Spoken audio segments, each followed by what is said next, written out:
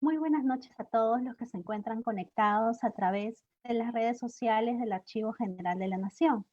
Les damos la bienvenida y le transmitimos el saludo especial del doctor Jorge Ortiz Otelo, jefe institucional del Archivo General de la Nación. Mi nombre es Jacqueline de la Cruz, especialista del área de investigación y gestión cultural de la Dirección de Archivo Histórico. Esta noche tenemos una nueva sesión del ciclo de conferencias Conociendo el Patrimonio Documental Archivístico del País. En esta oportunidad, dedicada a conocer los archivos particulares de bibliotecas y museos. El primero dentro del espacio de un archivo de origen personal y los otros dentro de un espacio no precisamente archivístico, pero que custodian importantes conjuntos documentales. En esta jornada nos acompañan 3 invitados: Ana Torres, representante del Archivo José Carlos Mariátegui; Gerardo Trillo, representante de la Biblioteca Nacional del Perú; y Alex Ortegal, representante del Museo Nacional de Antropología, Arqueología e Historia del Perú. Les recordamos al público que pueden realizar sus preguntas a través de los comentarios del Facebook, los cuales serán trasladados en la parte final a cada uno de nuestros invitados. Reitero la bienvenida e iniciamos la participación con Ana Torres Terrones. Ella es bibliotecaria y comunicadora, bachiller en Bibliotecología y Ciencias de la Información por la Universidad Nacional Mayor de San Marcos. Cuenta con estudios de maestría en Gestión de Información y Conocimiento por la misma universidad. Trabajó como coordinadora del Archivo Central y Centro de Documentación del Fondo Nacional de las Áreas Naturales Protegidas del Perú del 2012 al 2014. Asimismo, ha sido documentalista en la Jefatura de Gestión del Conocimiento para la Escuela Nacional de Administración Pública del 2014 al 2015. Y actualmente es la coordinadora del Archivo José Carlos Mariátegui. Un gusto tenerte, Ana. Adelante. ¿Qué tal? Buenas noches a todos. Muchas gracias por la invitación. Voy a pasar a compartir la presentación. He titulado la presentación como Nuevas narrativas en torno al archivo personal José Carlos Mariátegui. Voy a tomarme, perdón. Sí, el objetivo de esta presentación es principalmente dar a conocer el trabajo archivístico realizado en estos últimos 5 años con los documentos que integran definitivamente el archivo personal de José Carlos Mariátegui. La he esquematizado en 5 partes. Uno, quería definir primero qué era un archivo personal, un pequeño pedazo de la historia del archivo, el archivo en sí, actualmente cómo está conformado, los recursos de información que hemos podido desarrollar y la gestión cultural que se ha desarrollado. Brevemente, sobre archivos personales, como lo mencionó Jacqueline, los archivos personales están dentro de lo que vendrían a ser los archivos privados. Para gallegos, por ejemplo, los nombran como que son aquellos que se generan por las actividades de una persona a lo largo de su vida o por los distintos componentes de una familia a través de las generaciones. ¿Qué quiere decir? Que los archivos personales prácticamente se diferencian de los archivos administrativos porque hay que sumarle de cierta forma las particularidades del personaje en sí o de los personajes que podrían integrarlo. Y tomo como referencia también la cita de Guzmán Bastías y de Santelices Huerches, que es del 2007, porque añaden, además de que un archivo es, de que el valor del archivo está formado por las piezas que son desarrolladas por el mismo productor, eh, para ellas es el conjunto documental que por su valor está destinado a la conservación estatal permanente y que ha sido generado por un individuo o por y por las personas durante su existencia, y que no solo han de incluir los documentos que se crearon durante el proceso de vida y actividad del formador del fondo, sino que también caben dentro de un fondo personal. Aquellos documentos que, sin tener que ver directamente con la actividad generadora del individuo, fueron compilados y conservados por este modo colección. ¿Por qué tomo esta cita? Por dos puntos. Uno, que es la conservación estatal permanente, que me parece súper valioso, es decir, los archivos personales están totalmente muy fuera de lo que se vendría a considerar como patrimonio, quizás como patrimonio, o que deberían de ser igualmente evaluados por el aparato estatal. Y segundo, porque hay que diferenciar completamente qué es una colección dentro de un archivo privado y qué es el archivo privado en sí. Es decir, un archivo personal puede contener una colección de documentos dentro de su propio fondo. Hasta ahí un poco solamente para dejar en claro cómo es que hemos podido trabajar el archivo José Carlos Mariátegui, que es un archivo personal y que dentro del archivo, de este archivo, hemos manejado diferentes colecciones. Es así que, bueno, esto lo voy a pasar y voy a pasar a lo que es la historia del archivo Mariátegui, que está, bueno, armado en tres partes. Uno, que es definitivamente desde la muerte de José Carlos Mariátegui de 1930 a 1960, es custodiado por Ana Chiappe. En realidad, el archivo existe gracias a ella y junto con sus 4 hijos se forma la Sociedad Editora Mauta, lo que permite durante estos años la conservación del archivo es la publicación de las ediciones populares de las obras completas de José Carlos Mariátegui, que muchos de nosotros las conocemos, que son los pequeñitos, los tomos pequeños. Luego de este proceso, en realidad viene a ser, pasa a manos, mejor dicho, de Javier Mariátegui, el último de los hijos, entre Ana y José Carlos, y se comienza a desarrollar aquí ya trabajos de colaboración con otros investigadores como Alberto del Tauro Pino y de Antonio Melis. Por ejemplo, se pudo, a partir de todo ese trabajo, por ejemplo, de investigación, en 1984 se publica la correspondencia total de José Carlos Mariátegui, que tiene 379 cartas recibidas y 154 cartas enviadas. Y luego, en 1989, en el afán de esta investigación por la correspondencia de Mariátegui, aparece el Anorio Mariateguiano, no solamente en la correspondencia, sino para poder dilucidar otros trabajos en torno a la figura de José Carlos, pero el primer número aparece con las cartas de la poeta Ruth, o Berta Molina, y en sucedáneo, en los diferentes otros números, van a aparecer cartas de Jorge Manach o de Waldo Frank, y de otros personajes, de otros personajes emblemáticos, pero lo que voy es de que poco a poco se comenzaron a ir rescatando a partir en otras colecciones estas cartas. Ya recientemente, a partir del año 2016, es que nosotros hemos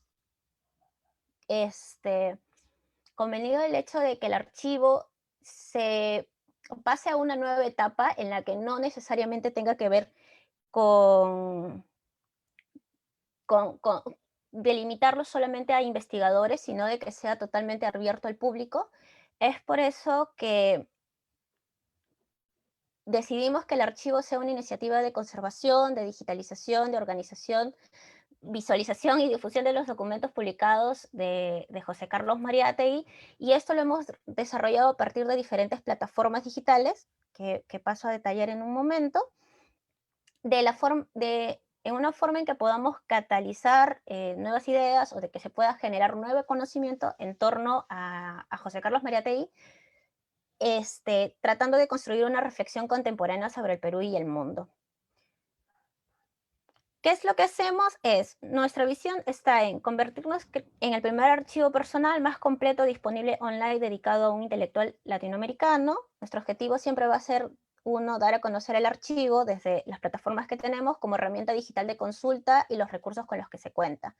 Y la misión siempre será ofrecer a los investigadores y al público en general herramientas y documentos de acceso libre y gratuito, especialmente esto último, que les faciliten profundizar sobre la vida y obra de José Carlos y de sus demás proyectos. Ahora, nuestro proceso de trabajo, a lo que se refiere el tratamiento documental, voy a hacer un pequeño acápite aquí porque, como mencioné anterior, los archivos personales difieren de los archivos históricos o de los archivos administrativos, y en ese caso hemos siempre tenido en cuenta los principios fundamentales de la archivística, que son el de procedencia y el de orden original.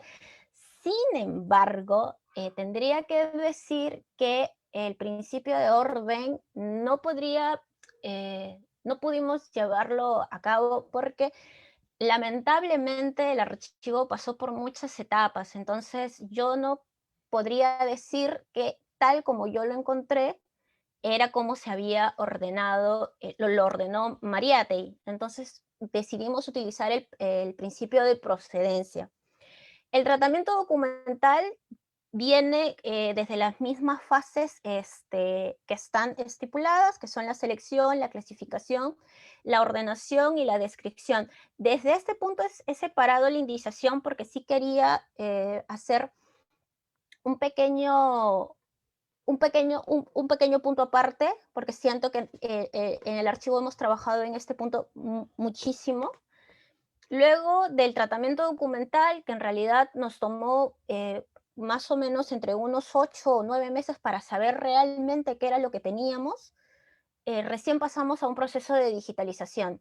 En la digitalización lo que hicimos fue, muy aparte de escanear la documentación que se tenía, era hacer las transcripciones y luego tener objetos digitales con OCR. Me estoy saltando un punto que es algo súper importante y es el cuadro de clasificación.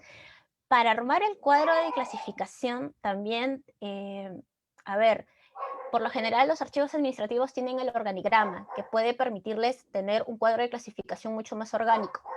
En el caso de los archivos personales, no, siempre van a diferir unos de otros. Entonces, lo que se hizo fue buscar muchísima bibliografía en otros países, cómo habían trabajado, por ejemplo, en Argentina y en Uruguay, en Brasil, para poder tener un modelo de ejemplo e ir haciendo modificaciones según la información que teníamos del archivo. Luego del cuadro de clasificación que ya lo tuvimos, pasamos al proceso de digitalización. Y con eso, una vez que pudimos tener ordenado y organizado los objetos digitales dentro de las carpetas, recién pasamos a las plataformas digitales. Nosotros utilizamos tres. Utilizamos el COA, Atom y el Collective Access. La que es específicamente para el archivo es Atom. El COA nos sirve como un catálogo bibliográfico, y el Collective Access, que es más que nada para las revistas y periódicos que pertenecieron a la colección de José Carlos. Los tres softwares son libres, es open source en realidad, y definitivamente todos los documentos que se encuentran son de libre acceso. Luego, separé la parte de indización, ¿por qué? Porque lo que hicimos fue un trabajo bien minucioso de, de indización con respecto a materia, lugar, al acceso por autoridad y a la tipología documental. ¿Por qué hicimos este trabajo? Porque nos parecía súper importante poder rescatar no solamente quién enviaba, o en el caso de una carta, quién la enviaba y quién era el que la escribía, que en este caso siempre era José Carlos, sino de los otros actores que intervenían dentro de la conversación, que muchas veces quedaba relegada. Por ejemplo, pudimos rescatar todos los nombres de los personajes que se mencionaban. Podría ser una carta entre Nicanor de la Fuente con Mariátegui, y estarían hablando de repente sobre Arbulo Miranda. Y podrían estar mencionando ciertas revistas o ciertas librerías, o de repente alguno que otro periódico, también fueron indizados y fueron puestos como puntos de acceso. Todo ese trabajo en realidad, que parece demasiado, o que de repente quizás muchas personas pueden preguntarse por qué tanto esfuerzo, era para poder en realidad tener un mapa general de cómo Mariátegui había podido desarrollar todos sus proyectos. Es decir, había un engranaje en realidad en torno a él para que él, muchos de los proyectos que desarrolló, como Mauta, por ejemplo, para poder saber cuáles eran los agentes que tenían a nivel nacional como a nivel internacional, o de repente para sus propias conversaciones con otros personajes como Enrique López Albújar, que en cartas Enrique iba a publicar un libro con Minerva, pero al final no se desarrolla porque él gana un premio de la municipalidad en Piura, si no me estoy equivocando. Entonces ya no se pudo, bueno, no se termina de concretar el proyecto. Estas pequeños datos, y que terminan siendo información al final, permiten tener un contexto más amplio de lo que aconteció a inicios del siglo XX. Con todo este proceso, de recién es que comenzamos a desarrollar investigaciones, que está, bueno, en dos ponencias que se presentaron en Argentina, una que se presentó en Madrid. Trabajamos visualizaciones de datos e interfaces, y tenemos un proyecto que le llamamos las constelaciones de Mariátegui, que en realidad es saber cuáles eran los actores que permitieron, uno, la comercialización de la revista Mauta, y cuáles eran de repente los contactos que José Carlos mantenía con otras personas. En cuanto a la gestión cultural, nosotros hemos podido trabajar de manera, de manera colaborativa, y eso lo quiero dejar muy en claro, que nosotros hemos podido trabajar en colaboración con otras instituciones culturales, diversos proyectos en cuanto quizás a guiones museográficos. Uno de los principales fue eh, con la Casa de la Literatura Peruana, que fueron los primeros en desarrollar la investigación sobre las redes culturales de Mariátegui en el centro y sur del Perú. Y la segunda también importante fue la exposición que estuvo hasta hace poco en Texas, y que el año pasado estuvo en Perú, que es Redes de Vanguardia, que estuvo en el Museo de Arte de Lima. También desarrollamos la exposición de 7 ensayos, que fue por los 90 años, y que tuvo muy buena acogida, tanto que fue exhibida en Cuba. Y a su par, Documentos en la Mira, que era un trabajo, una exposición de datos en realidad en torno al trabajo del archivo. Ahora sí quería explicar los catálogos y los recursos digitales que nosotros tenemos. Como les mencioné, nosotros teníamos la bibliografía mariateguiana, el archivo Mariátegui y la hemeroteca. La bibliografía mariateguiana está dividida en dos colecciones. Tenemos la bibliografía mariateguiana como tal, que son en realidad libros, revistas y artículos sobre y de José Carlos Mariátegui. Actualmente nosotros tenemos 603 títulos ingresados, y que de manera periódica siempre está alimentándose. Y tenemos la colección personal de José Carlos Mariátegui. Esta colección en realidad tiene una historia bastante interesante, porque cuando comenzamos a hacer nosotros empezamos con el trabajo del archivo primero con la biblioteca. Pudimos encontrar que en el archivo se encontraban 108 títulos de los libros que pertenecieron a José Carlos, y 142 en la biblioteca de la Universidad Nacional Mayor de San Marcos. Hay una historia bastante particular, porque en realidad esta biblioteca fue donada por Ana en 1930 a través de una gestión de Jorge Basadre a la Universidad Nacional Mayor de San Marcos. Sin embargo, en el transcurso de los años pasaron muchísimas cosas, y bueno, lamentablemente los 350 libros que identificó Harry Vanden en el 75 no se encuentran actualmente. Y por eso es que tenemos un porcentaje de libros lo tiene el archivo y otro porcentaje lo tiene la universidad. Lo que sí podría decir es que hemos podido trabajar de manera muy amigable con la universidad y hemos podido ingresar estos 142 registros a nuestro catálogo. Y ahora, por ejemplo, podrían encontrar, este es uno de los tantos libros que tenemos, que es de Henry Barbús, con una dedicatoria de César Vallejo, por ejemplo, que es de 1928, pero también tenemos el libro que estaba acá, que es La caída de Occidente de Oswald Spengler, que es muy particular porque la introducción del libro, que obviamente, bueno, el libro está en alemán, la introducción del libro está, tiene un ejercicio de traducción de Mariátegui en realidad, a puño y letra, tratando de leerlo.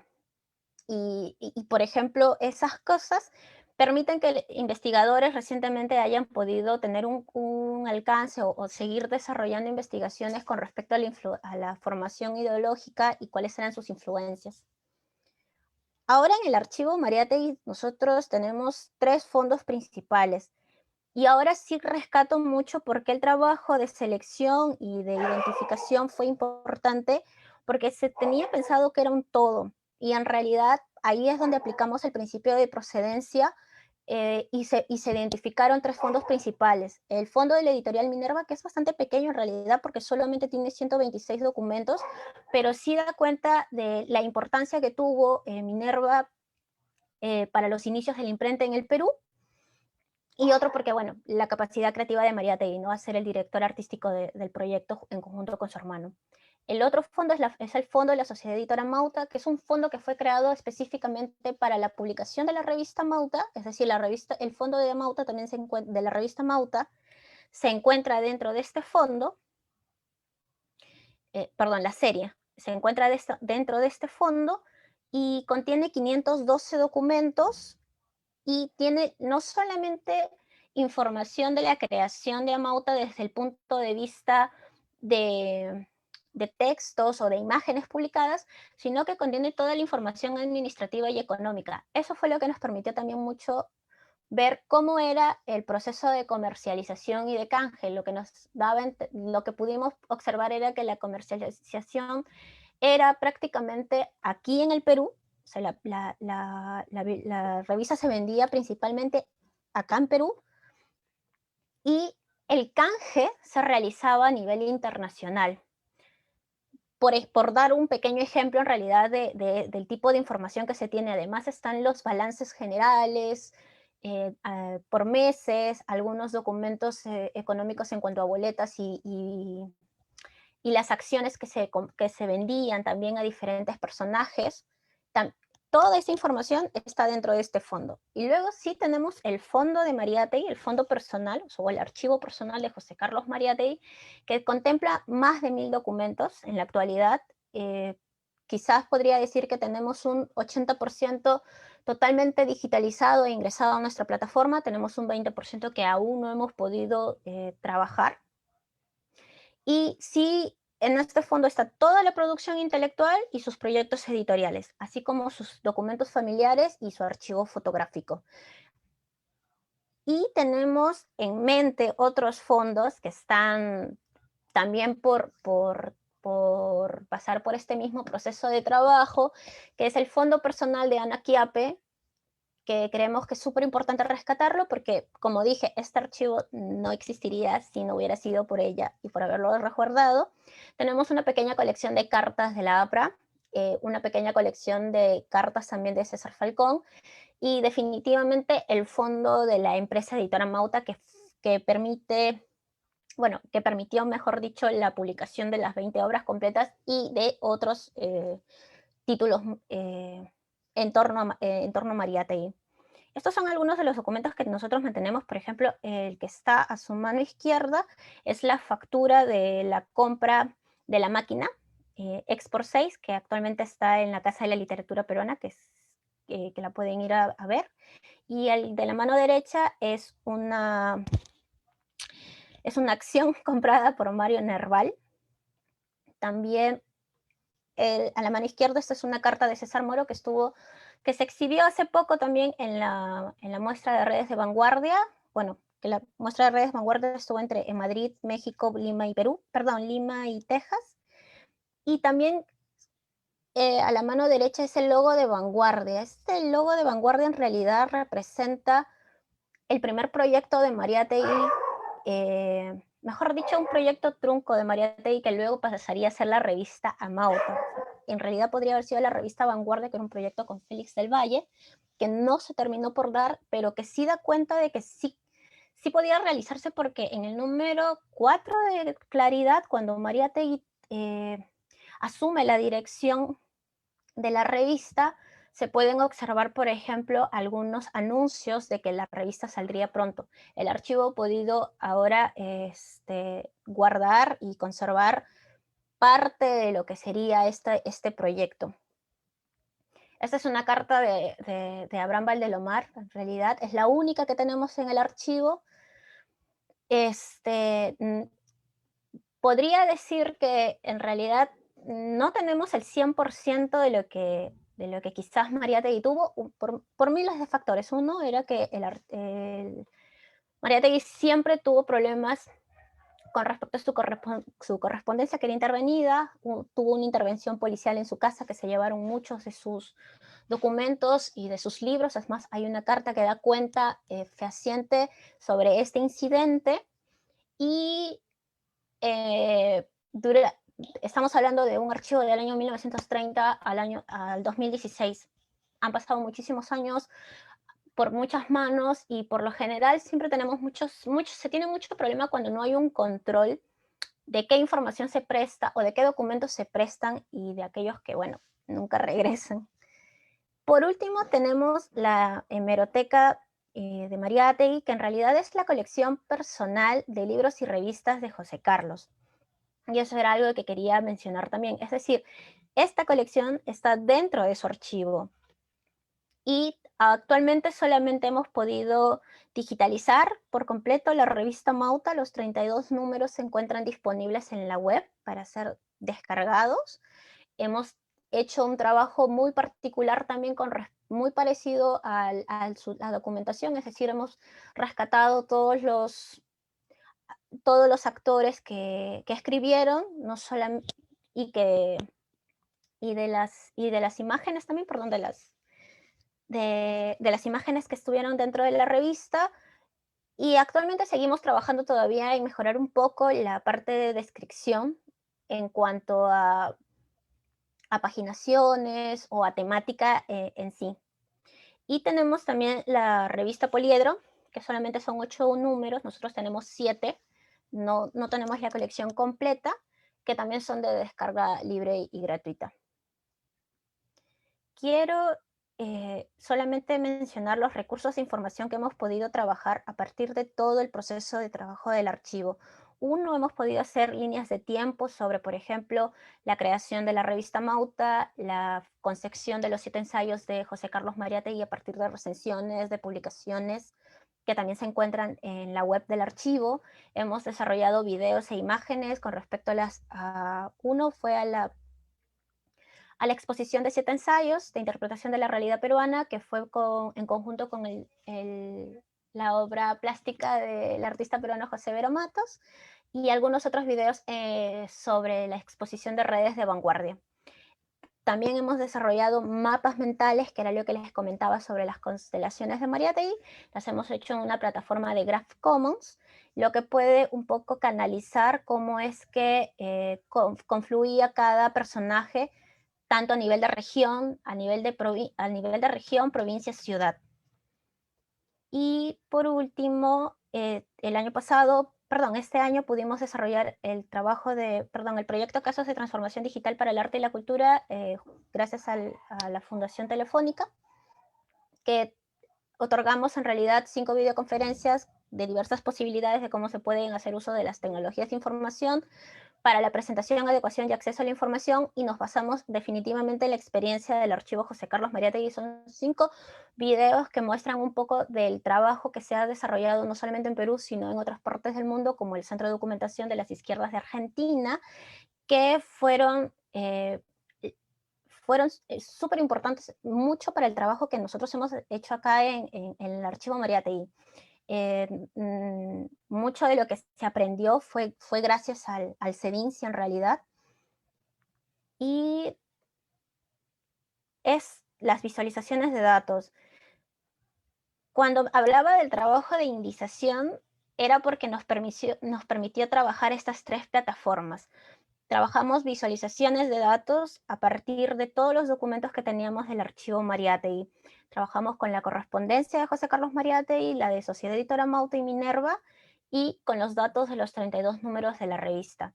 Se desarrollaron 3 interfaces, una para la correspondencia y 2 para la revista Mauta. Y yo creo que esto es lo último que voy a mencionar, que es el proyecto que pudimos ganar el año pasado con los estímulos económicos y que pudimos implementar, o mejor dicho, integrar a nuestra colección del archivo 135 documentos originales escritos por Mariátegui entre 1923 y 1930. Definitivamente no es el todo de los documentos de los escritos de José Carlos, solamente se han podido conservar 135, y lo que hemos hecho es hacer el mismo trabajo con respecto a la correspondencia, de indizarlo, o sea, trabajar cada escrito de manera, haciendo análisis documental, y de poder identificar cuáles de ellos fueron publicados en las diferentes obras completas, y hacer un análisis por años también. Y además de que pueden ser revisados de manera cronológica, que es muy distinto como fueron publicados en las obras completas, que es lo que permite un poco saber cómo es la evolución de la escritura de Mariátegui y la visión de los sucesos que acontecían en el momento. Y bueno, creo que la gestión cultural ya la mencioné, que eran las exposiciones que les estuve comentando hasta hace un momento, y pequeños proyectos a futuro que tenemos, que son desarrollar un análisis estilométrico de los artículos publicados de La Razón, que con Gerardo Trillo y la Biblioteca Nacional esperamos se pueda desarrollar, y la incorporación total de las revistas y periódicos de José Carlos Mariátegui, ¿no? Y en la parte de difusión se viene desarrollando una exposición virtual de los escritos de la experiencia europea de José Carlos Mariátegui como un icono visual contemporáneo, y algunas plataformas educativas. Eso es todo. Muchísimas gracias. Muchas gracias, Ana. Gracias por acercarnos a la naturaleza y al valor de los archivos personales, y también por el gran esfuerzo y que significa poner el acceso al público a través de las plataformas digitales. Gracias. Continuamos con Gerardo Trillo Auqui, historiador por la Universidad Marcos, cuenta con un diplomado en Museología y Gestión del Patrimonio Cultural y una maestría también en Gestión del Patrimonio Cultural. Ha dictado valoración y tasación de libros antiguos en las bibliotecas nacionales de México y de Argentina. Ha dictado conferencias sobre tráfico ilícito de patrimonio cultural y otras sobre patrimonio bibliográfico documental en diversos países. Cuenta con publicaciones sobre prensa y política exterior sobre la Guerra del Pacífico. También ha publicado artículos sobre coleccionismo y la historia de la Biblioteca Nacional del Perú, entre otros. En la Biblioteca Nacional del Perú ha sido director ejecutivo de la Dirección de Patrimonio Documental Bibliográfico, director general del Centro de Servicios Bibliotecarios Especializados, y actualmente es el director de la Dirección de Protección de las Colecciones. Adelante, Gerardo. Por favor, activa tu audio. Sí. Muchas gracias, Jacqueline. Bueno, primero quiero agradecer la invitación al Archivo General de la Nación, a su director Jorge Ortiz Sotelo, también a los que me están acompañando ahora, Ana y a Alex, a quienes tengo el gusto de conocer y también reconocer su trabajo. Bueno, yo voy a tratando un poco de encajar en la dinámica de los archivos en general. Mi trabajo actual tiene que ver con la Biblioteca Nacional de Perú. Ya en realidad, bueno, hace varios años vengo trabajando ahí, pero actualmente me encargo de una dirección que tiene que ver con los fondos documentales. Y para ello hay una cantidad de, digamos, de aspectos teóricos, metodológicos, técnicos, ¿no? Para poder llevar a cabo la gestión del patrimonio, como se conoce en una biblioteca nacional, ¿no? Es claro que todo país tiene una biblioteca nacional, un espacio físico que se encarga de acumular, de recibir, de albergar, de conservar y preservar digamos, la producción bibliográfica de un país. Pero también las bibliotecas nacionales son espacios donde no solo albergan libros, ¿no? Hay una ley, la ley de depósito legal, que establece que deben entregar la producción de cada año bibliográfica. Esto es una norma que ha evolucionado desde la creación de la biblioteca misma, así que hay una larga historia sobre ello. Sin embargo, la Biblioteca Nacional, como mencionaba, también tiene otros tipos de soporte, ¿no? Tiene películas de nitrato, películas de acetato, tiene fotografías, tiene cintas, VHS, pintura, ¿no? Y también documentos, manuscritos. La Ley General de Patrimonio nos da un marco jurídico legal, ¿no? Que nos permite hacer una cantidad de acciones que tienen que ver, ¿no? Con la protección de este patrimonio, la preservación del mismo, ¿no? Y también una lucha contra el tráfico ilícito del patrimonio cultural que se da en la coordinación directa que se hace con el Ministerio de Cultura, con el Archivo General. En fin, hay varias acciones que se realizan por la misión principal que tiene la biblioteca. Ahora bien, esta misión principal también es algo que se va debatiendo en el tiempo, ¿no? Las bibliotecas nacionales como tal fueron concebidas, ¿no? Como espacios de resguardo. Sin embargo, han ido cambiando las dinámicas y, sobre lo que significa la biblioteca. Yo me voy a apoyar ahora en una presentación que, digamos, sirve de respaldo digamos, a lo que voy a explicar. Quería partir de una cita que me parece útil para lo que estoy diciendo. Bueno, y la ven acá, ¿no? Se trata de un cambio ontológico, ¿no? Del archivo como repositorio de documentos al archivo como una herramienta dinámica, generadora de producciones nuevas, ¿no? Bueno, esta cita de alguna forma nos dice sobre lo que ocurre en general con el archivo. Ahora, voy a utilizar el término archivo de una manera bastante general, ¿no? Hay definiciones muy puntuales desde la archivística, pero también hay otras que son más epistemológicas sobre lo que es el archivo, sobre lo que es el libro, ¿no? Sobre lo que es el documento en general, según lo que menciona UNESCO. Y efectivamente, lo que decía hace un momento, estos espacios han ido cambiando, ¿no? Antes se concebían como lugares de reserva, casi como bóvedas, ¿no? Espacios donde debía albergarse aquello que es tan preciado y no debía, pues, digamos, poner en riesgo cualquier tipo de pérdidas. Esto ha ido evolucionando con el tiempo porque existe una necesidad de entender el patrimonio como una relación del objeto material, ¿no? En este caso el documento, con la sociedad. Esa relación es la que genera el patrimonio cultural. Y en ese sentido es necesario buscar las maneras para que la gente, la sociedad, la ciudadanía en general pueda acceder a ese tipo de materiales. Nuevamente, existe también una amplitud de información que, si bien es cierto, antes era limitada, ahora está sobreexplotada, ¿no? Hay muchos esfuerzos que se realizan para poder, digamos, difundir los materiales. Y este año lo hemos visto con mayor precisión, ¿no? Es un año complejo, ¿no? No salimos de él todavía. Y este contexto, en principio, digamos, de confinamiento, ha llevado a que los recursos digitales sean algo sumamente útiles.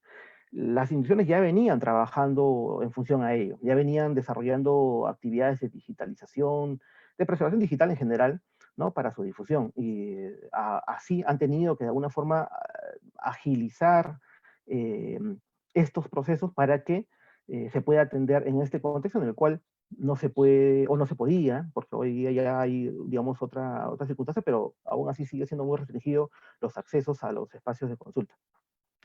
Eh, Eso de alguna forma me hace pensar un poco, quiero redondear algunas ideas con la historia misma de la biblioteca que implica su colección de manuscritos, ¿no? La Biblioteca Nacional de Perú es sabido que se crea, digamos, con San Martín, que es parte de una política cultural, si se puede decir, del gobierno.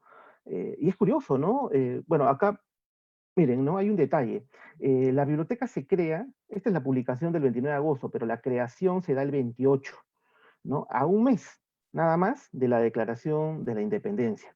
Esto es, digamos, algo que podríamos interpretar de manera simbólica sobre qué implicaba. Y bueno, acá he colocado, no quiero leer todo lo que se señala, sin embargo, es necesario, digamos, resaltar que se crea la biblioteca, ¿no? Pensada como un espacio necesario en un contexto. En parte podríamos decir que es el gesto sanmartiniano y en parte también es una respuesta a una necesidad existente.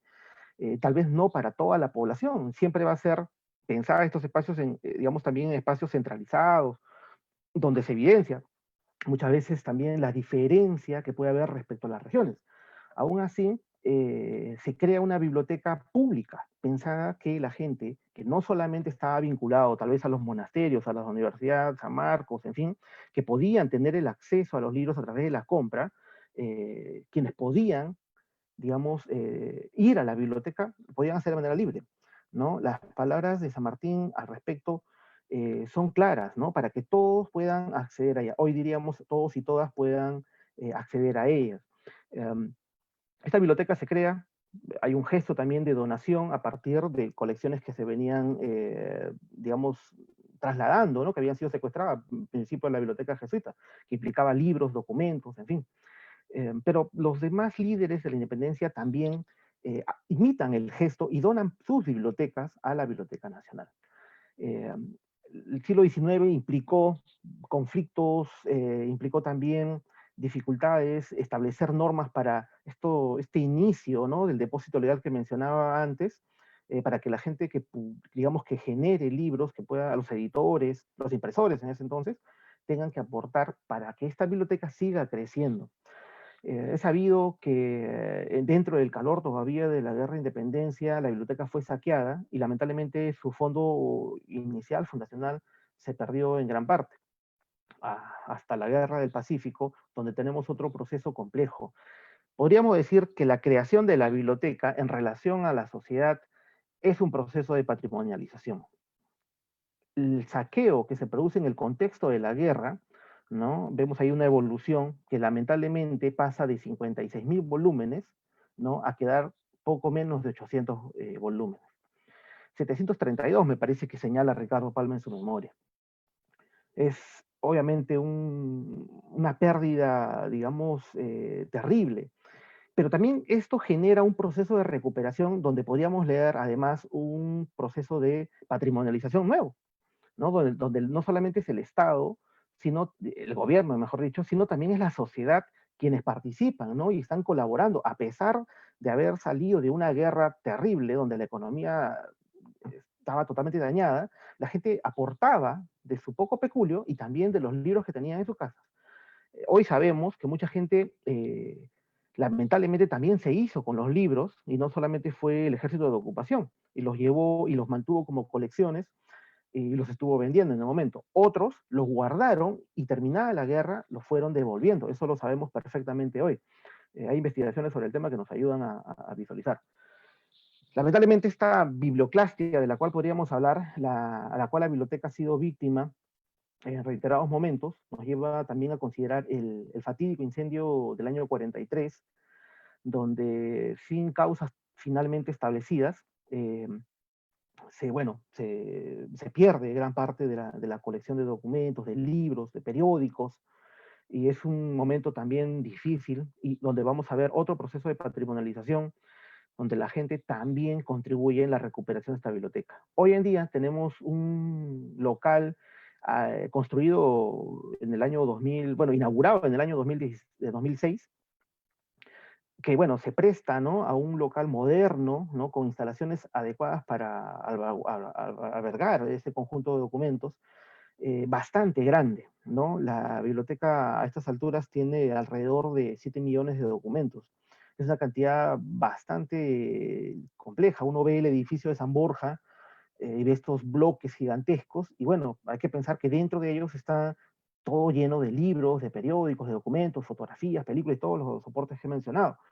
Hay mucho trabajo que se realiza detrás de ello, ¿no? Mucho trabajo de organización, de custodia, de conservación, de clasificación, de catalogación, procesos técnicos, etiquetado, sellado, en fin, mucho trabajo para que finalmente este material pueda salir al servicio de los usuarios en las salas y ahora se hace un trabajo grande para que se pueda consultar. Sobre los manuscritos propiamente, bueno, como mencionaba antes, tenemos un conjunto grande de materiales y dentro de ellos se podrían diferenciar ciertos grupos, ¿no? Nosotros no lo manejamos como lo hace probablemente el archivo en los mismos fondos, sino nosotros lo manejamos como colecciones, que es la práctica común que existe en las bibliotecas. Aún así, los manuscritos después del incendio fueron organizados en un sentido, ¿no? Era básicamente utilizar lo que se conocía como título de partida, ¿no? Que eran las primeras palabras, y utilizar los años. Esto lo hizo un reconocido historiador, Raúl Rivera Serna, entre otros que participaron en la Dunbar Temple también. Em, y bueno, de alguna forma esa ha sido la catalogación que se mantuvo, perdón, la clasificación que se mantuvo hasta el año 2011, donde se hizo otro inventario y se le dio un etiquetado diferente. A veces eso ha generado ciertas dificultades, quienes ya tenían una referencia anterior al 2011, y a partir del 2011 ya tenían otra codificación. Eso lamentablemente generó una diferencia, pero hay que verlo en diferentes planos, ¿no? A la vez también ha permitido un mejor control de los materiales y mejores procesos de inventario, de control de existencia, en fin, que son muy beneficiosos para el resguardo del material. Y bueno, también se pueden señalar colecciones. Yo sí voy a, tal vez por la magnitud de la biblioteca y sus colecciones, señalar nombres que son relativamente conocidos y otros más conocidos, que de alguna forma están presentes en el imaginario de los peruanos y peruanas en general, que nos da una idea de qué documentos encontramos en la biblioteca. Tenemos una sección de correspondencia y donde, bueno, hay personajes claves en la historia peruana, ¿no? Documentos que pertenecieron a San Martín, Simón Bolívar, en fin, podría mencionar largamente sobre los documentos. Nuevamente, yo quiero ser muy, digamos, general al señalar qué documentación tenemos. Hay estudiosos propiamente que se han dedicado a elaborar catálogos, publicaciones sobre cada uno de estos puntos.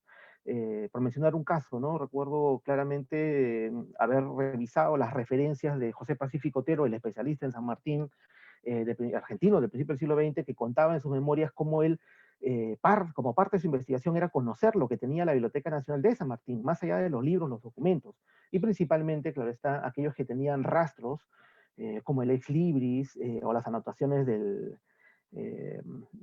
San Martín propiamente, ¿no? Sobre temas oficiales, existe una colección dentro de lo que he mencionado, pero bueno, albergan diferentes tópicos. Esto sí no quiero entrar, quiero ahondar en cosas más trabajadas actualmente a nivel de investigación.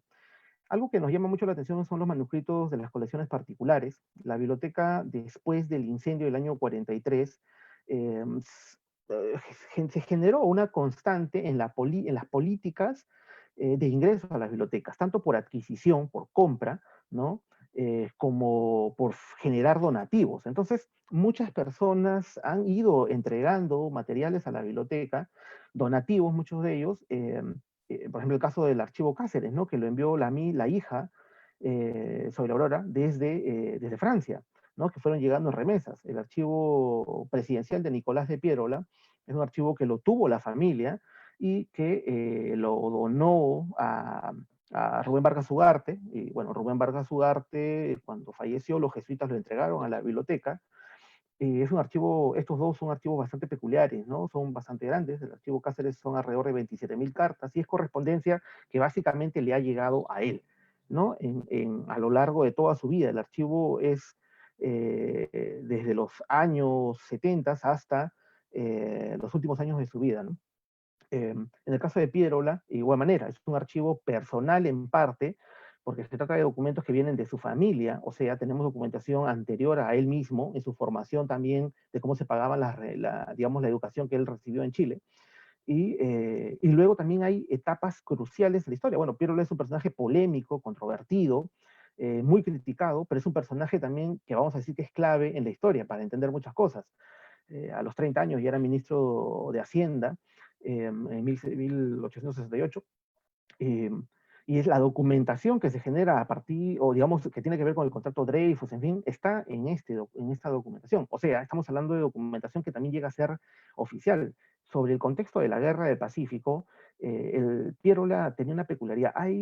Sabemos efectivamente que el Palacio de Gobierno de entonces fue ocupado y fue saqueado también a nivel, digamos, de documentos.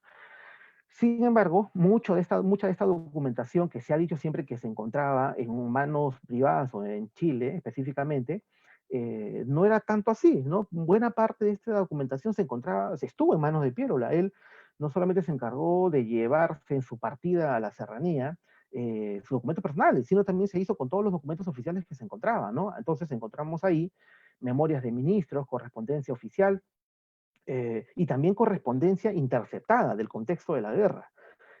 Creo yo que mucho de lo que consultó seguramente en su momento Mariano Felipe Pasoldán y los demás historiadores, digamos, fundacionales del contexto de la Guerra del Pacífico se encuentra en este archivo, ¿no? Que de alguna forma han tenido contacto con él. Se puede leer rápidamente las referencias que están, ¿no? Y cómo no se citan como fuente, como digamos como ubicación, como aparato crítico, pero sí como información en las obras de Mariano Felipe Pasoldán, de Markham, en fin, de los primeros que escribieron sobre la guerra. Pero es curioso también que esta documentación pasan los años y muy pocos tuvieron acceso a ella, ¿no? Basadre la menciona respecto a la década del 50, después Florencia Malon la ha mencionado también en los 90, pero es muy poco, ha sido muy poco consultada, ¿no? Se trabajó ya en el 2012 un proyecto de catalogación para que la gente pueda consultarlo, y hoy en día hay muchas publicaciones que se han dado a partir de lo que se encuentra en este archivo, que a pesar de ser un tema conocido, ampliamente conocido, el caso de la guerra y la segunda mitad del siglo XIX en general, hay mucha documentación que todavía no ha sido trabajada y que se encuentra acá, sumamente útil. La de Ricardo Palma, de igual manera, es la correspondencia, son alrededor de 4.000 cartas que están en la biblioteca, y son cartas que recibía Palma y donde uno puede ver el reconocimiento absoluto que hay. Hay otros personajes, Magda Portal, la documentación de Pablo Macera es documentación de investigación histórica que él realizaba, la colección de Porras, de igual manera, son colecciones de correspondencias que él compraba en su formación. Pedro Zulen, el conocido filósofo, bibliotecario, también correspondencia, digamos, política, en fin, las relaciones que tenía Mariano Felipe Pasoldán, la correspondencia personal, y así. Jorge del Prado es uno de los archivos, digamos, más recientes en la BNP, que, bueno, evidentemente vamos a ver un aspecto de la política peruana, un espectro de la política que llama la atención. Es interesante que en la biblioteca se tenga con el archivo y la biblioteca de Barrantes, Lingán. También tenemos documentación de Jorge Prado, y bueno, alguien que Ana seguramente está muy interesada es el archivo de Rullón, que fue el especialista en Mariátegui. Después esto no ha sido total, ¿no? Hemos venido trabajando desde el 2016 un conjunto de manuscritos que nuevamente, ¿no? A pesar del tiempo, todavía no han sido consultados y están en una etapa ya son accesibles, pero están en una etapa de migración bueno, a las nuevas plataformas que tiene la biblioteca para que puedan ser accesibles de manera remota incluso, de un conjunto documental bastante amplio, ¿no? Que es prácticamente toda la historia escrita peruana, ¿no? Del siglo XVI al XX, y encontramos información de todos los procesos que se puedan señalar, ¿no? Este es un cuadro rápido para poder tener una idea de ello.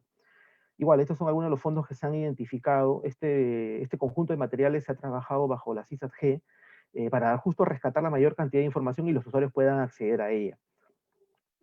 También tenemos un conjunto que, bueno, era conocido como Bóveda de Abancay, en realidad ya se encuentra en San Borja, pero digamos su origen estaba en la bóveda que estaba en Abancay, en el local que hoy en día es la Gran Biblioteca Pública de Lima.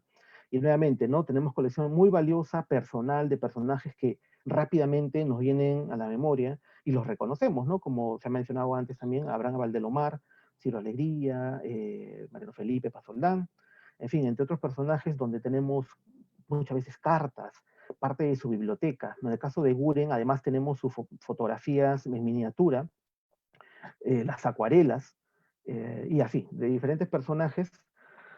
Soy la Aurora Cáceres, ¿no? Tenemos un archivo de su movimiento, digamos, de reivindicación de los derechos de las mujeres.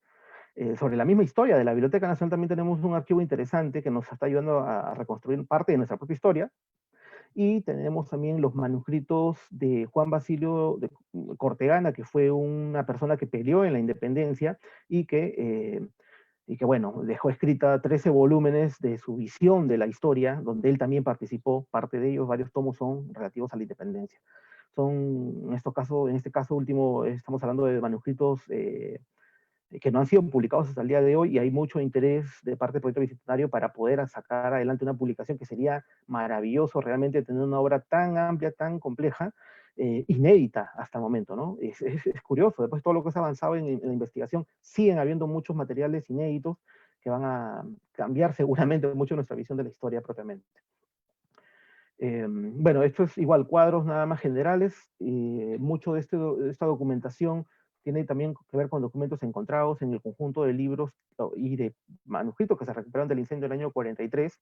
En el 2017 hicimos una exposición muy interesante donde mostramos documentos, libros, en fin, obras que se consideran perdidas, como esta, como el manuscrito de Santiago de Cárdenas, de lo cual se ha investigado bastante, se han hecho exposiciones, y sin saber que efectivamente todavía habían sobrevivido estos documentos y se encontraban en la biblioteca, y con este proyecto hemos podido, digamos, darlos a luz y a conocimiento. Hay otros documentos más muy valiosos que venían siendo, digamos, de interés, como algo que me llama mucho la atención es también, y producto de la exposición de libros quemados, se dio a conocer que era el diario de la fragata Amazonas, ¿no? Que fue, digamos, la primera fragata peruana que dio la vuelta al mundo, y bueno, que también estaba un poco como que perdido, inédito, pero que se encontraba en el conjunto de materiales quemados que hoy en día ya están catalogados y son accesibles.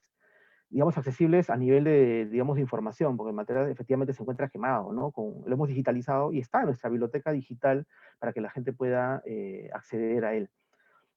Y bueno, para terminar, quería cerrar con algo de, digamos, de lo que hemos hecho recientemente, que es postular al programa Memoria del Mundo, América Latina y el Caribe, los manuscritos de Ricardo Palma. Son más, acá he señalado algunos, pero son más que han sido registrados en este programa y con el cual se da un reconocimiento total a la importancia de Palma para el mundo y también de Palma para nosotros. También han sido declarados Patrimonio Cultural de la Nación y es algo de lo cual nos llena de mucho gusto. Todo este material se encuentra digitalizado y accesible a través de nuestro portal web para que pueda ser consultado. Bueno, he tratado de ser lo más general nuevamente por la magnitud y dar una idea rápida sobre lo que se tiene en la biblioteca y los esfuerzos que se hacen para que el material pueda ser accesible. Gracias.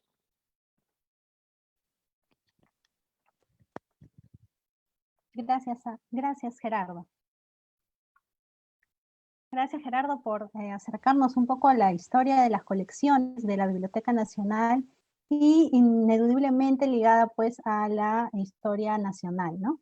Y bueno, también resaltar el esfuerzo de la Biblioteca Nacional y también, bueno, de la AGN, que también trabajan en conjunto para la protección del patrimonio documental. Gracias. Continuamos entonces con Alex Ortegal Izquierdo. Él es historiador por la Universidad Nacional Mayor de San Marcos. Ha sido jefe de prácticas del curso Fuentes Históricas Peruanas entre los años 93 y 1999 en la misma universidad. Ha sido colaborador del Archivo Arzobispal de Lima desde el año 2000 al 2008.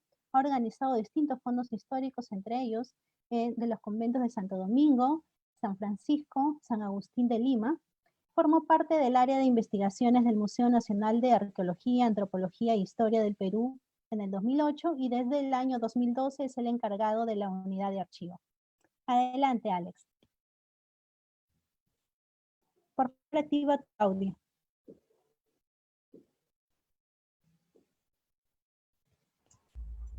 ¿Ahora sí? Muy buenas noches. Muy buenas noches. Muchas gracias, Archivo General de la Nación. Buenas noches, amigos de la mesa, desde la distancia. Lo que vamos, o lo que me toca a mí, ¿no? Como representante del Museo Nacional, el primer museo del país, es hablarles sobre nuestro archivo, ¿no? Nuestro archivo.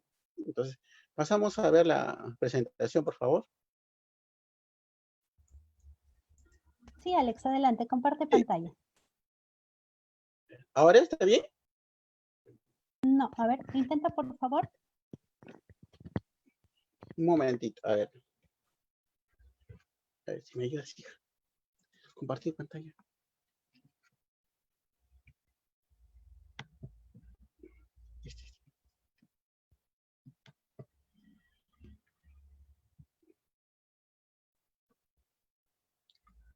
Ahora acá está. Ya.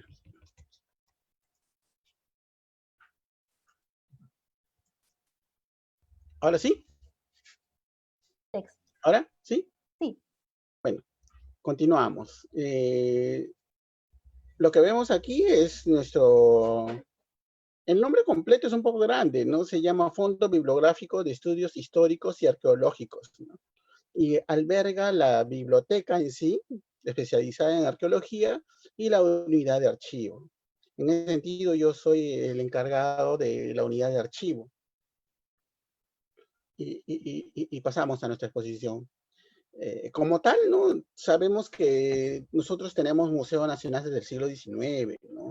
Al igual que la Biblioteca Nacional, a los pocos años de lograda la independencia hay una ley para organizar el museo. Sin embargo, ese museo tuvo muchas vicisitudes, así es que el año 1906 se vuelve a refundar el museo. Entonces, mi límite cronológico es este año, ¿no? 1906, en el gobierno de José Pardo, en un proyecto educativo muy grande que tuvo él, ¿no?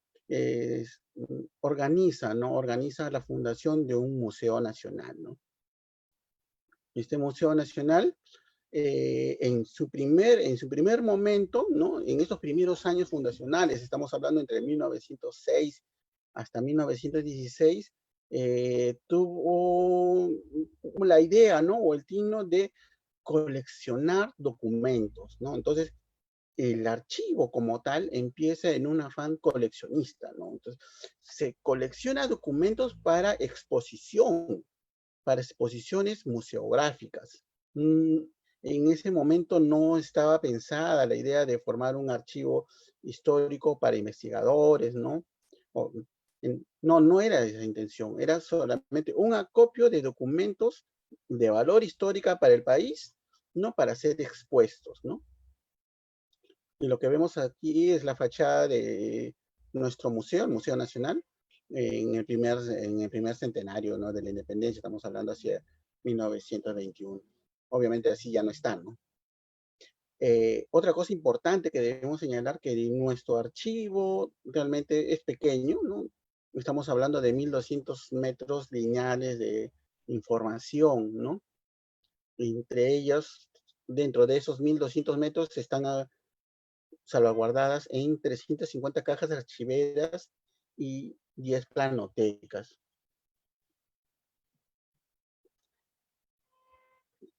En principio tiene dos grandes series, ¿no? Dos grandes fondos, por decirlo así, ¿no? El archivo histórico como tal y las colecciones, ¿no? El archivo histórico es prácticamente el archivo del Museo Nacional. Recordemos que el año 1992, durante el gobierno de Fujimori, se dispone la unión del Museo Nacional de Historia con el Museo de Arqueología y Antropología, ¿no? Esos dos museos obviamente estaban dos juntos en la misma cuadra y se une, dando así el Museo Nacional de Arqueología, Antropología e Historia del Perú, desde el año 92. Entonces, toda la documentación histórica que conservaba el antiguo Museo Nacional pasa a formar parte del archivo histórico, ¿no? Y como tal se ha conservado, ¿no? Se ha conservado y tenemos documentación desde el siglo XVI, ¿no? Desde el siglo XVI hasta el siglo XX. Nuestro sistema de codificación es ya antiguo, pero no hemos decidido cambiarlo, no hemos decidido cambiarlo. Es un alfanumérico, así como usan la documentación de la Biblioteca Nacional, ¿no?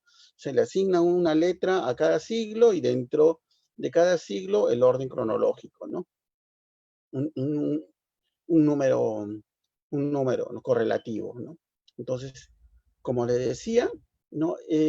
Nosotros mantenemos esa codificación, ¿no? Para evitar que investigadores que ya han visto la documentación ya hace muchos años se pierdan, por decirlo así, ¿no? Pero, sin embargo, funciona, ¿no? Funciona. Nuestro repositorio de documentos históricos, ¿no?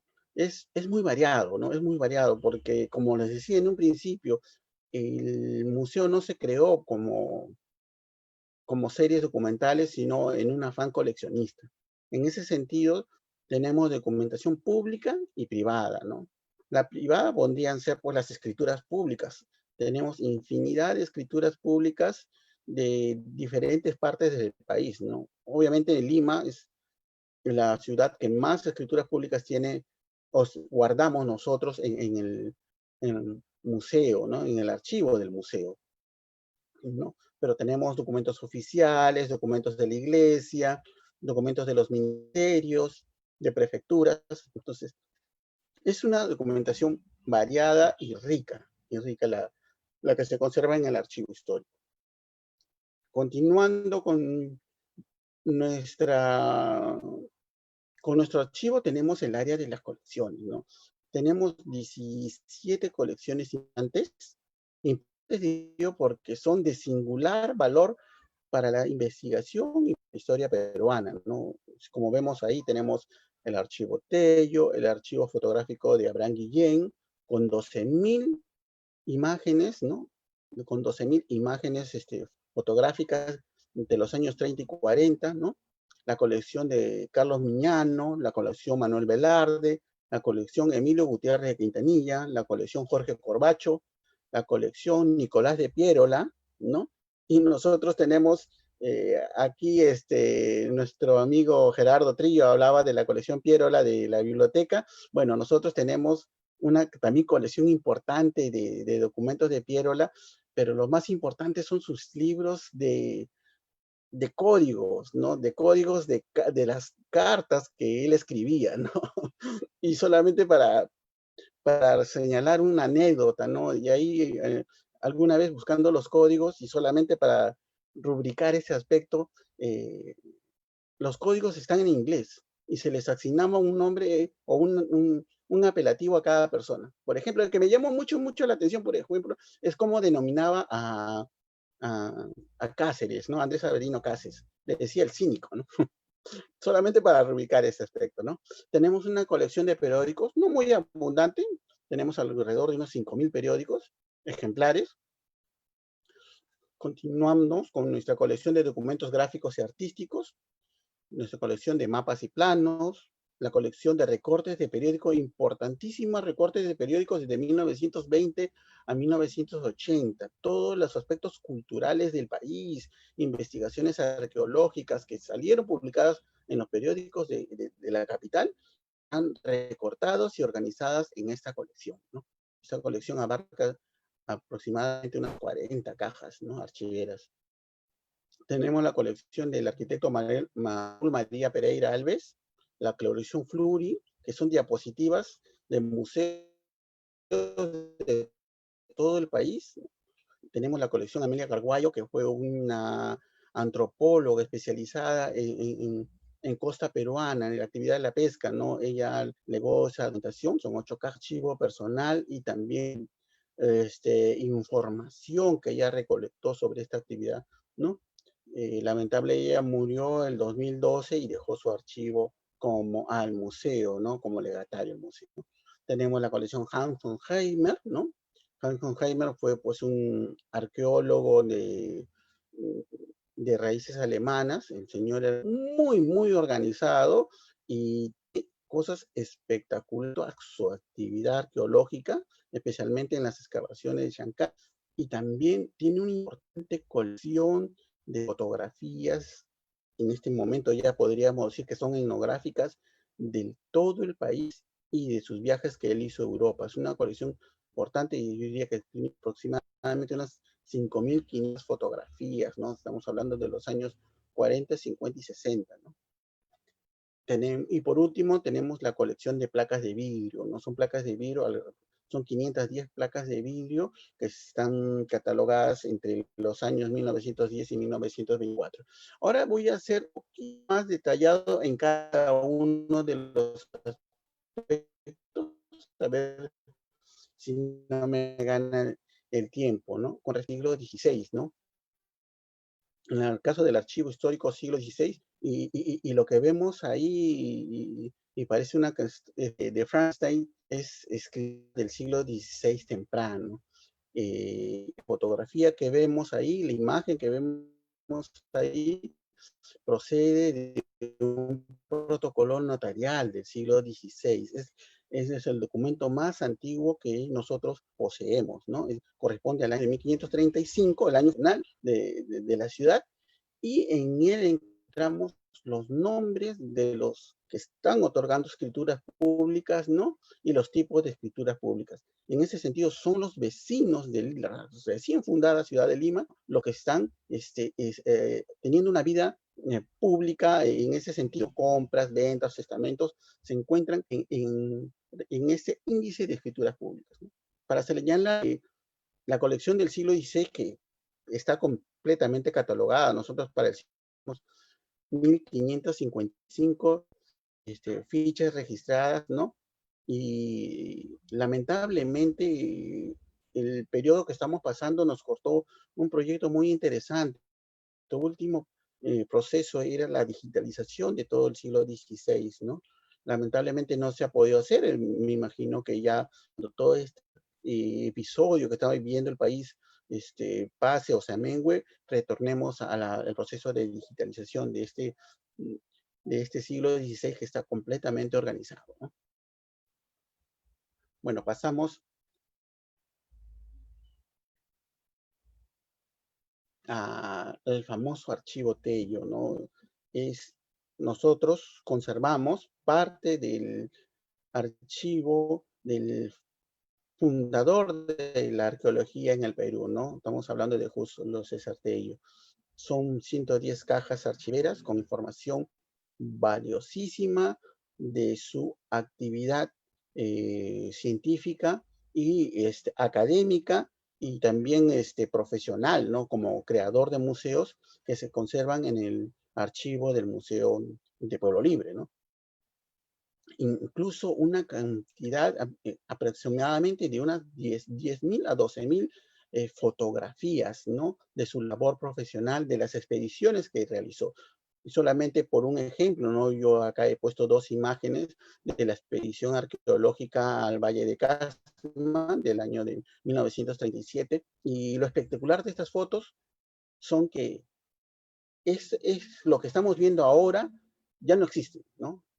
Son fotos para recuerdo, porque es el sitio arqueológico de Moqueque, que un aluvión en los años 40 se llevó gran parte, ¿no? del área arqueológica, ¿no? Entonces, lo que sí queda, pues, es el trabajo de Tello, ¿no? En cuanto al registro fotográfico que él hizo, ¿no? Por eso es de singular valor el denominado archivo Tello. Prácticamente es una colección porque está dividido, ¿no? Otra parte está en manos de la Universidad Mayor de San Marcos, ¿no? Y una pequeña parte, una fracción, está en el Instituto Ribagüero de la Universidad Católica, ¿no?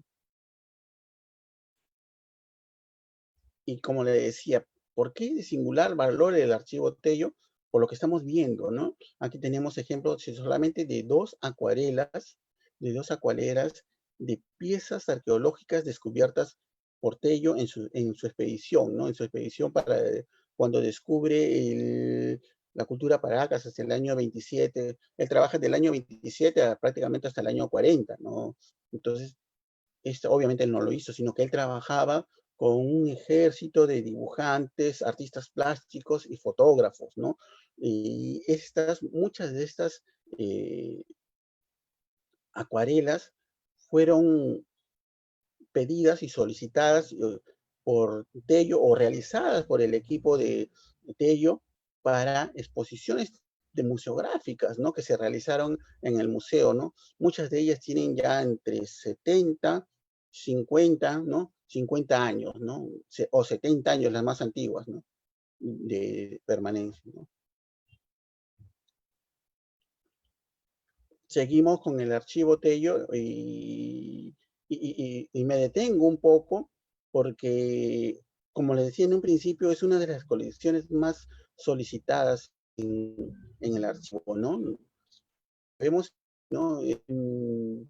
trabajo de Pedro Rojas Ponce del año 55, es la piedra Saigüite, y nosotros tenemos una colección, esta es una imagen nada más de 32, que es un estudio de la piedra Saigüite, y para los que no conocen o recién conocen este episodio, es considerado por los arqueólogos como la piedra del culto al agua en el antiguo Perú, ¿no? Tienen unas imágenes linas, serpientes y todo un circuito de agua que puede desplazar por esa estructura en piedra, ¿no? Que tiene más de 4 metros de diámetro, ¿no? Entonces, esos dibujos se hicieron por trabajos de artistas plásticos del museo que formaron parte del equipo de Tello en sus expediciones, ¿no? Bueno, dejamos Tello y pasamos ahora a dos importantes militares de la historia del Perú que han dejado sus documentos, sus archivos personales al museo, ¿no? En forma indirecta, ¿no? Indirecta, porque, por ejemplo, ¿no? Si hablamos del archivo del general Manuel Velarde, estos fueron puestos por custodia, ¿no? Por la Marina de Guerra del Perú al museo, ¿no? Entonces nosotros conservamos aproximadamente, su archivo consta aproximadamente de 300 unidades documentales, ¿no? Y lo importante de Manuel Velarde son las cartas relacionadas a la guerra del Pacífico, ¿no? Tienen en su archivo personal, obviamente, como ya lo mencionó la señorita Isabel, ¿no? Es un archivo personal es la acumulación de documentos personales, ¿no? En ese sentido tiene cartas, informes de su actividad profesional y política, ¿no? Incluida este episodio de la guerra con Chile, y me detengo a señalar que, por ejemplo, ¿no? Por ejemplo, tenemos el documento La Defensa de Lima, ¿no? De 42 folios. Y yo sé que ese manuscrito ha sido publicado ya por una comisión de ejército, pero la publicación que han hecho es incompleta, ¿no? El documento que nosotros tenemos es mucho más amplio, ¿no? Y detalla bastante precisión los sufrimientos de los soldados peruanos con respecto a la defensa de la ciudad, ¿no? Cómo se formó la línea, los padecimientos en el parque de los RIF. Teníamos hasta 16 tipos de cartuchos, entonces era realmente un dolor de cabeza, defensa de Lima, ¿no? Y esas palabras, esos detalles están en su informe sobre la defensa de Lima y forma parte de su archivo personal y que, como les digo, es un gusto conservarlo en el museo, ¿no? Otro militar que forma parte de su archivo, ¿no? Que su archivo personal está custodiado por nosotros, es el general Carlos Miñano. Y nosotros nos preguntamos, pero ¿quién se fue el señor Carlos Miñano, no? Y yo le podría decir así, fue un héroe de la campaña del 41 en la guerra con el Ecuador, ¿no? Y entre otras cosas, ¿no? Que hizo fue director de la Academia Militar, ¿no? Entre otras cosas, pero lo más importante para nosotros, ¿no? Son la documentación conserva y que atañe a la campaña del 41, aparte de 3.500 fotografías que él conservaba en su archivo.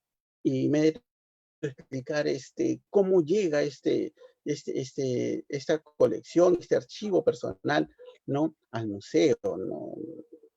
Realmente es para escribir la historia de cómo llegan al museo y cómo el Perú no ama mucho sus héroes, ¿no?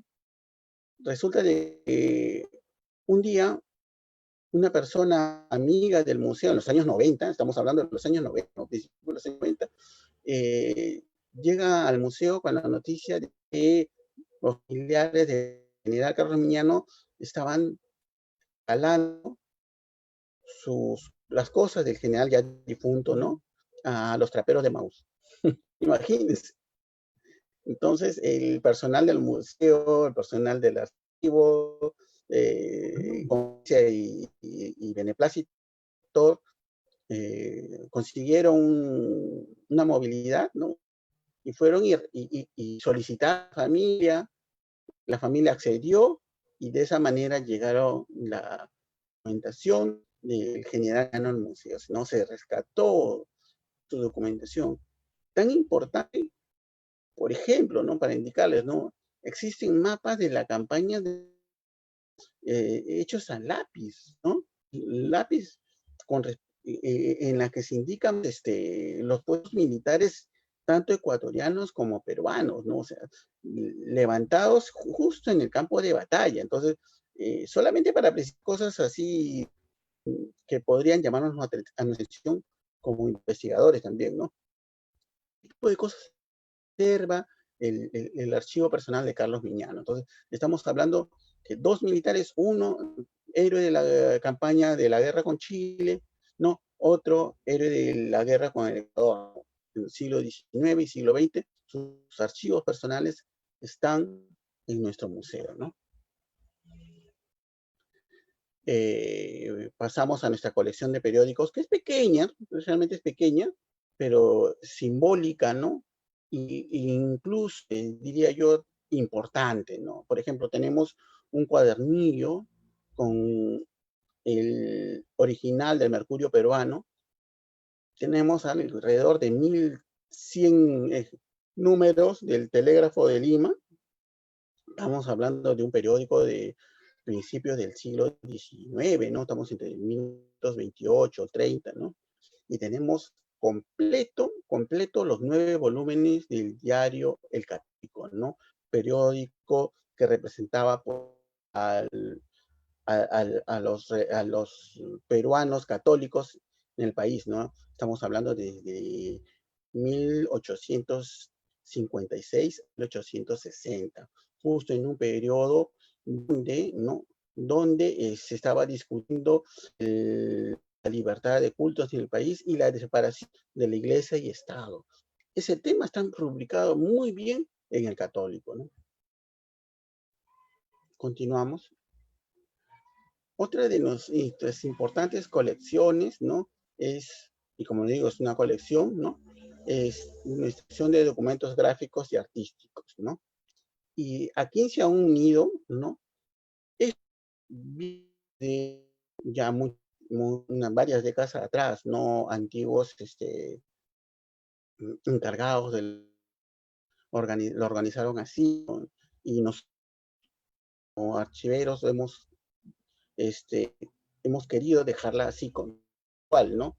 Como colección de gráficos. Entonces, aquí tenemos costamada, tenemos grabados, tenemos dibujos en color y fotografías, ¿no? Del siglo XIX, ¿no? Es un afán, como le decía en el principio, del coleccionismo, ¿no? En el Perú, ¿no? Y aquí 3 imágenes, ¿no? 3 ejemplos. Un mapa de América del Sur de 1686, un árbol genealógico de 1699 y un grabado de Bolívar del año 1826, ¿no? Solamente me detengo en el árbol genealógico. Es una imagen ya bastante antigua. Este documento gráfico ha sido restaurado, entonces la imagen ya no está así, ¿no? Está muchísimo mejor, en mejores condiciones, gracias al trabajo del personal del museo, ¿no? Altamente calificado en conservación, ¿no? Y restauración de documentos. Nuestra colección de placas de vídeo, como les decía, ¿no? Tenemos aproximadamente 500, no aproximadamente, exactamente 510 placas de vidrio. Han sido ya todas positivadas, ¿no? Sus límites cronológicos son entre 1910 y 1924, ¿no? Solamente como ejemplo, he puesto estas 2 imágenes, ¿no? Estamos viendo la iglesia del pueblo de Quino, ¿no? aproximadamente de 1920, y la siguiente es una casa, ¿no?, de una calle de Moquegua, y ustedes ven el estilo, ¿no?, de los techos de mojinete, no se llama de mojinete específicamente. Estas fotos son testimoniales, según en el caso de Moquegua, por ejemplo, con el terremoto del 2006, si no me equivoco, gran parte de Moquegua antigua desapareció, ¿no? Estas fotos testimoniales, ¿no? Por eso es el orden de esta colección. Y cuando les hablaba de conservación, una de las cosas que yo aprendí cuando yo llegué a ese museo, yo llegué a ese museo con un recorrido bastante amplio ya con respecto a archivos históricos. Conocí a varios archivos históricos del país, ¿no?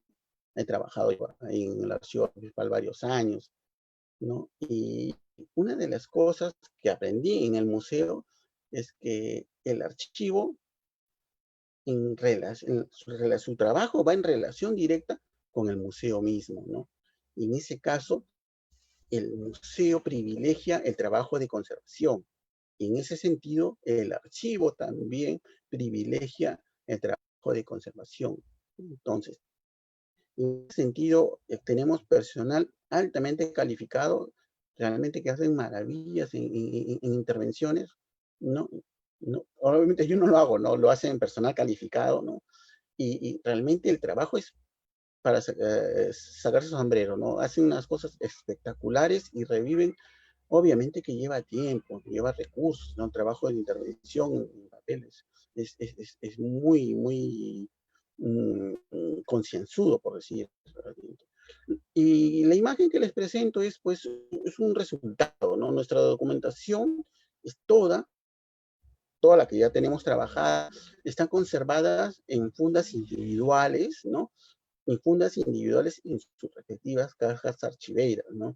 Entonces, eso es lo que le decía hace un momento, ¿no? El archivo sigue la tónica del museo y la tónica de museo de sus piezas, ¿no? Y en ese sentido, se conserva nuestra documentación en forma individualizada, con sus fundas protectoras, ¿no? En carpetas, ¿no? Y dentro de las carpetas, en cajas archiveras, ¿no? Siempre con su catálogo de organización de los documentos, ¿no? Es una, como les decía, es una labor muy, muy titánica, por decir, porque es muy, muy especial, ¿no? O sea, lleva mucho tiempo, pero sin embargo, lo que no se hace en otros museos, en otros archivos, en este archivo se hace, ¿no? La conservación se privilegia ante todo, inclusive ante la organización, ¿no? Otra cosa que nuestro museo, nuestro archivo, como forma parte del museo, ¿no?, del primer museo del país, el archivo participa en todas las exposiciones que el museo organiza, sean temporales o permanentes, ¿no? Siempre se nos pide el apoyo, ¿no? Tanto de material, ¿no? O como ayuda en referencias, ¿no? En ese sentido, por ejemplo, yo les presento una imagen, ¿no?, del año 2003, cuando se abrió la nueva Sala Paracas, ¿no? Lo que ustedes ven ahí es una colección de acuarelas, ¿no?, que conserva el archivo, ¿no? Obviamente en exposición la que vemos ahí son réplicas de los originales que están en nuestro archivo, ¿no? Entonces, es una manera de cómo la unidad de archivo, el archivo participa en las exposiciones del museo, ¿no? Otro ejemplo, ¿no? En el 2014 participamos en una exposición museográfica, ¿no?, que se llamó La Gesta de los Libertadores, ¿no? Y lo que vemos ahí es una carta de naturaleza, ¿no? Es un documento firmado por San Martín, ¿no? Y que otorga, pues, la nacionalidad peruana, ¿no?, a un ciudadano español, ¿no?, ahora ya peruano, ¿no? Es la Quinta de los Libertadores, ¿no? Y como les decía, el archivo participa en las exposiciones museográficas del museo. Ahí vemos ejemplares, obviamente en réplica, ¿no?, que forman parte de nuestra colección, ¿no? Nuestros servicios, ¿no? Nosotros atendemos a investigadores, ¿no? Estudiantes, ¿no? Como ven ahí, 2 visitas de estudio de estudiantes de la Universidad de San Marcos, ¿no? Que son atendidos y se les señala el valor y la importancia de nuestro archivo con relación a los temas de investigación, tanto de historia, de arqueología, incluso de antropología, ¿no? Atendemos investigadores nacionales y extranjeros, y lo curioso es que siempre vienen más extranjeros que nacionales, ¿no? Y solamente para terminar, decir que nuestro archivo es único, ¿no? Obviamente todas las piezas documentales son únicas, ¿no? Eso es por definición, ¿no? Pero es un poquito, lo digo, en el afán de enorgullecerme y de formar parte de la familia del Museo de Pueblo Libre, ¿no? Y ¿por qué digo único? Por ejemplo, ustedes están viendo ahí, si leen, le toman un poquito de atención y leen, dice Quino, 9 de diciembre de 1824, ¿no? Firmado Canterac y Antonio José de Sucre. Y lo que vemos ahí es el acta de la capitulación de Ayacucho, ¿no? Nosotros, el Museo Nacional, tiene el acta de capitulación de Ayacucho, tiene el acta de la capitulación de los castillos de Callao, ¿no? Son 2 documentos emblemáticos para la historia peruana. Y nosotros somos los custodios de esa documentación, ¿no? Podríamos decir que la partida fundacional del país está aquí, ¿no? Y nosotros la conservamos. Y para seguir, solamente ya para terminar, ¿no? ¿Por qué se hicimos únicos, no? ¿Por qué conservamos? ¿Por qué somos y como le lo vuelvo a repetir, no lo digo en un afán de orgullo, ¿no? Porque todos los archivos tienen sus peculiaridades y todo documento es importante, ¿no? Eso es por definición, ¿no? Pero sin embargo, ustedes ven aquí 2 imágenes. Una, la publicada en 1166 en la Aletazos de Murciélago, ¿no? El grabado completo. Y lo que ven en la otra imagen un poco más grande es el dibujo a lápiz, ¿no? A mano que realizó para el grabado, ¿no? Está, bueno, no está en muy buenas condiciones, bueno, así lo hemos encontrado, pero si ustedes ven detallada la imagen, ¿no? Está Castilla, está Vivanco con la nariz enorme, y lo que no se ve en el grabado, pero sí se ve en el boceto, es el pie de Vivanco, ¿no? Entonces, fíjense, ¿no? El boceto de preparación del grabado está en el museo, ¿no? Son cosas peculiares, ¿no? O como estas, ¿no? ¿Qué archivo puede enorgullecerse de tener la obra pictórica en bocetos de un pintor nacional del siglo XIX? Muy poco, diría yo conozco bastante de archivos. Entonces, y nuestro museo, nuestro archivo, tiene una colección de 20 bocetos de la mano de Ignacio Merino. Acá le presento solamente 3, son estudios sobre el cuerpo, ¿no? Y la filosofía del cuerpo humano, ¿no? Hace unos años se publicó un libro sobre Ignacio Merino, ¿no? Celebrando sus 200 años. Lamentablemente no consultó nuestro archivo, ¿no? Y obras importantes de Merino, ¿no? Como estos bocetos no fueron mencionados. Y para terminar, darles las gracias, ¿no? Por permitirme, ¿no? Compartir la mesa, ¿no? Con los representantes de la distinguida biblioteca o del Fondo Mariátegui, ¿no?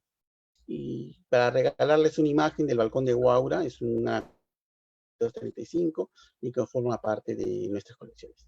Muchas gracias. Muchas gracias, Alex. Gracias por comentarnos un poco acerca de la formación de las colecciones, ¿no? Parte de la historia justamente del coleccionismo en el Perú, como nos has comentado, y el especial tratamiento que tienen tus piezas documentales, ¿no? Como museo, ¿no? Como cuidado también de otras piezas. Bueno, por interno me dicen que no hay consultas del público por ahora. Yo quisiera dar las gracias a los 3 invitados. De mencionar que es importante conocer estos otros espacios no institucionalmente archivos, pero que obviamente contrastan y complementan la documentación oficial que también hay en ciertas instituciones, ¿no? Gracias por acompañarnos a todos los que se encuentran conectados esta noche, a todos los que desde provincia o desde también desde el exterior del país han estado conectados, y doy por concluida entonces la conferencia, invitándolos también a acompañarnos a todos los que estén conectados con nuestros próximos eventos a través de las redes sociales del Archivo General de la Nación. Gracias a todos y muy buenas noches. Gracias. Hasta luego.